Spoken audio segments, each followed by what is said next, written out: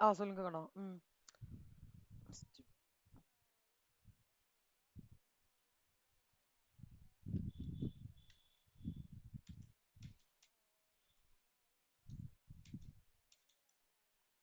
ம்.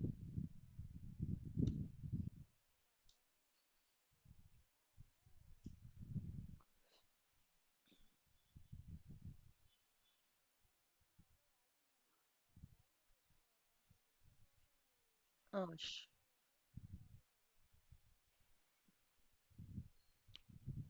ஆ, ஆமா செல்லம். இது அப்படியே தான்டா இருக்குண்ணா. இந்த ப்ராஃபிட் அப்படியே இருக்கு கண்ணா. சாரி. 24 லட்சம் ரூபாய் அப்படியே இருக்கும். ஆனா ம், ஆ கரெக்ட் தான். அதாவது கரெக்ட் கரெக்ட். அந்த டைம்ஸ் ஆ 15 15 கரெக்ட்.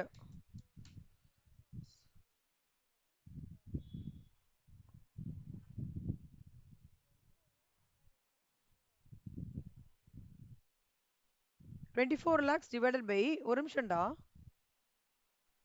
இல்ல 24 லேக் கணமா இங்க பாரேன்.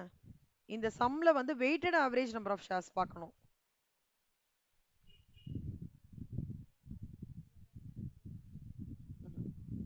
ஆமா 50 ஆட் பண்ணிக்கணும். ஸோ 10,50,000 கிடைச்சிரும். Correct correct. 50 ஆமா 10,50,000 வரும். புரியுதா? ஸ்ரேயா தீப்தி நீங்க ஸ்ரேயா கன்வே பண்றீங்களா? இதுலேருந்து கன்வே பண்ணோம் நான் சொன்னது. ரெக்கார்டிங்ல டீட்டெயில்டா கொடுத்துருக்கேன் ஸ்ரேயா. எப்படி நீங்க அந்த சம்ம அப்ரோச் பண்ணணும் பேசிக்கும் டைல்யூட்டடும். And Deepti will do some value addition also. ஓகேவா? ஆ ஆ ஆமா ஆமா 41 அது எப்படியே டிராவல் ஆகுதுடா. இங்கேருந்து இந்த இந்த இது அப்படியே டிராவல் ஆகும் உங்களுக்கு. அதாவது 40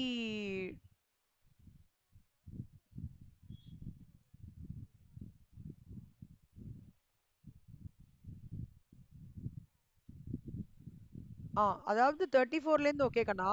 இந்த சம்ம இல்லஸ்ட்ரேஷன் 41ஓட மெஜாரிட்டியா ஷேடோ பண்றதுன்ற இல்ல அதுக்காக சொல்றேன். Same type as illustration 41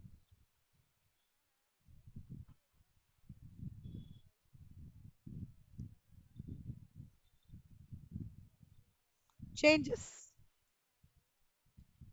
correct correct. அதாவது என்ன சேஞ்சஸ் நடந்திருக்கோ அதையும் இன்கார்பரேட் பண்ணிக்கிறோம். ஆமா. அதான் ஸ்ரேயா இப்போ நான் ஜஸ்ட் ஒரு சம்மரைஸ் பண்ணணும்னா இப்ப பிஃபோர் கொரோனா ஆஃப்டர் கொரோனான்னு சொல்ற மாதிரி ஓகே. இந்த இபிஎஸ் இந்த பேசிக் இபிஎஸ்ன்றது எந்த சேஞ்சும் இல்லாம கரண்ட் சுச்சுவேஷனை வச்சு டேட்டா வச்சு இபிஎஸ் கண்டுபிடிக்கிறது. ஓகே. இந்த அது பிஃபோர் சேஞ்ச். ஆஃப்டர் சேஞ்ச் அதாவது ஆஃப்டர் சேஞ்ச்னா என்ன? இந்த ஈக்விட்டி ஷேர் ஹோல்டர்ஸ் குள்ளேயே சேஞ்சஸ் நடக்கிறது. அதாவது அவங்களுக்கு ஷேர் ஆப்ஷன் கொடுக்கறதோ இல்ல எக்ஸிஸ்டிங் டிபெஞ்சர் ஹோல்டர்ஸ்க்கே நீ கொஞ்சம் ஈக்விட்டி ஷேர் வாங்கிக்கிறியான்றது சொல்றதோ இல்ல ரைட் இஷ்யூ பண்றதோ இந்த மாதிரி சேஞ்சஸ் நடக்கிறது இல்லையா ஆர்கனைசேஷனுக்குள்ளேயே. அந்த சேஞ்சஸ் நடந்ததுக்கு அப்புறம் உங்களோட ஷேர் கேபிட்டலோட மிக்ஸ் எப்படி மாறுறது? அந்த மாறுதல் மூலமா பேசிக் இபிஎஸ்லேருந்து மாறுபட்டு இபிஎஸ் ரிவைஸ்டு இபிஎஸ் எப்படி ஆகிறது? அதுக்கு பேர் தான் என்ன சொல்லுவாங்கன்னா டைல்யூட்டட் இபிஎஸ் சொல்லுவாங்க. Taking into the account of the changes happening within the organization with respect to convertibility of debentures into equity shares or giving share options or giving right issues or impacting the bonus issue. இந்த சேஞ்சஸ்லாம் நடந்ததுக்கு அப்புறம் என்னோட இனிஷியலா வந்த பேசிக் இபிஎஸ்லேருந்து இப்போ கரண்டா இருந்த இந்த share கேபிட்டலோட mix சேஞ்சஸ்னால என்னோட இபிஎஸ் எப்படி மாறுறது அப்படின்னு சொல்றது தான் diluted EPS. Giving effect to the சிம்பிளா சொல்லணும்னா giving effect to the share capital restructuring changes. அவ்வளவுதான்.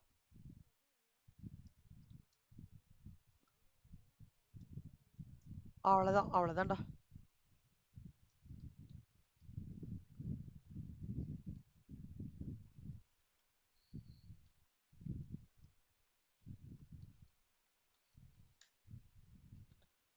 ஓகே.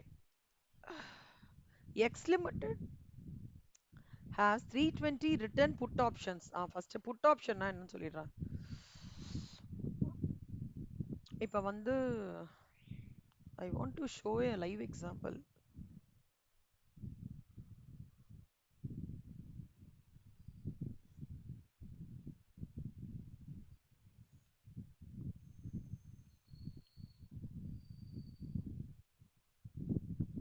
ஆப்ஷன்ஸ் வாங்கியிருக்காங்களாம். 320 ஷேர்ஸ் தனியா வாங்கியிருக்காங்களாம். இது வேற அது வேற. புரியுதுடா? ரைட்ஸ் வாங்கியிருக்காங்க. நிஃப்டியோட ரைட்ஸ் வாங்கியிருக்காங்க. மார்க்கெட் கம்மியாகும்னு நினைச்சிட்டு அதை தவிர ஷேர்ஸ் வாங்கியிருக்காங்க. எக்ஸசைஸ் பிரைஸ் ஒரு ஒரு ஆப்ஷனுக்கும் 10 ரூபாய். இப்ப நான் உனக்கு காமிச்சேன்ல, ஆக்சுவலா அது ஒரு ஆப்ஷன் வந்து 10 ரூபாய் விலைடாது. அவ்வளவுதான். ஓகேவா? மொத்தமா 3200 ரூபாய்க்கு அவன் வாங்கியிருக்கான் put option. Market price of entity shares வந்து 8 ரூபாய் for the period. Market price. Company என்ன நினைக்கிறான்னா 400 ஆர்டினரி ஷேர்ஸ் இஷ்யூ பண்றான். ஒரு ஷேருக்கு 8 ரூபாய். ஏன் அப்படின்னா புட் ஆப்ஷன்ல எனக்கு ஏதாவது ப்ராப்ளம் வந்ததுன்னா அதை காம்பன்சேட் பண்றதுக்காக ஃபண்டிங் வேணும்ல. அதுக்காக கம்பெனி வந்து பீப்புள் கிட்ட நீங்க கம்பெனி ஷேரை வாங்கிக்கோ, எனக்கு ஃபண்டிங் வேணும்னு சொல்லிட்டு வாங்குறான். ஏன் இதை வாங்குறான்னா இங்க எங்கேயாவது நான் நஷ்டத்தை பார்த்துட்டேன்னா காம்பன்சேட் பண்றதுக்காக புட் ஆப்ஷன்ல. இது ஒன்றும் இல்லை, இது ஒன்றும் இல்லை. உங்களோட இன்டர் பாயிண்ட் ஆஃப் வியூல ரொம்ப easy.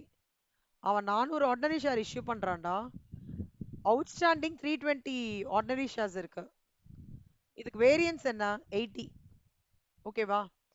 Difference between 400 ordinary shares and 320 ordinary shares that would have been received on exercise of the option 80 இருக்குல்ல செல்லம், இது is added to the denominator. அதாவது existing shares நல்லா பார்த்துக்கோங்க, 80 shares will be considered in addition to the existing shares for the, அதாவது நம்ம இங்க changes நடந்ததுக்கு அப்புறம் அந்த சேஞ்சஸ் நடந்த ஷேர்ஸை இங்க ஆட் பண்றோம்லடா, ஸ்ரேயா அண்ட் தீப்தி பேஸ்ல 10 lakhs, அப்புறம் இந்த 50,000 நம்ம இங்க ஆட் பண்றோம் தெரியுமா?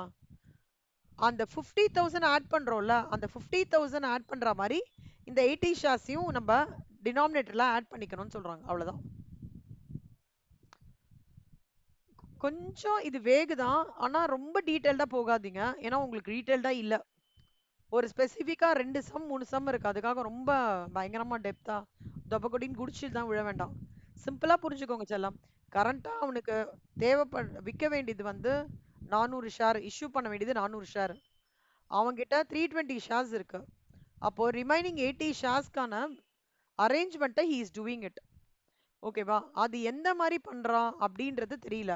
But something he has to do so that he will be able to compensate if any loss occurs on 320 return put options. அதுதான் சாராம்சம்.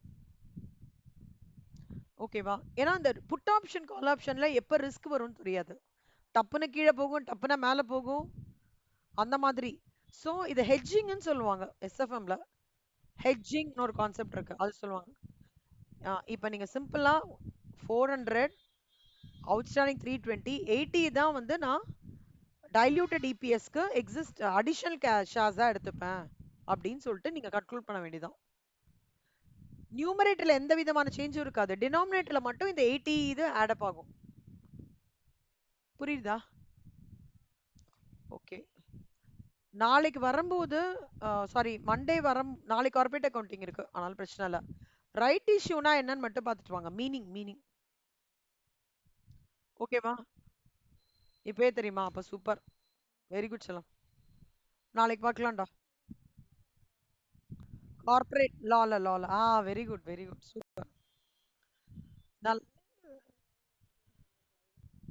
Right issue. ஆமா, கொடுக்கறது டிஸ்கவுண்ட்ல கம்மி ரேட்ல கொடுக்கறது. ஆமா, கம்மி ரேட்ல கொடுக்கறது. இப்ப 40 ரூபா வச்சுக்கோடா. எனக்கு நான் அவுட் சைடர்டா. அது ஸ்ரேயாக்கு வந்து தீப்தி வந்து ஃப்ரெண்ட், தட் இஸ் எம்ப்ளாயின்னு வச்சுக்கோங்க. சாரி, ஷேர் ஹோல்டர்னு வச்சுக்கோங்க. எனக்கு 40 ரூபா கொடுப்பாங்க தீப்தி, உங்களுக்கு வந்து 10 ரூபாய்க்கு கொடுப்பாங்க. எக்ஸாக்ட்லி, அவ்வளவுதான்டா. ஓகே. ஓகே செல்லம், பைக்கண்ணா. நாளைக்கு பார்க்கலாம். நான் டைம் சொல்றேன்டா. நாளைக்கு காலேஜ் இருக்கு இல்லடா உனக்கு ஸ்ரேயா? அப்போ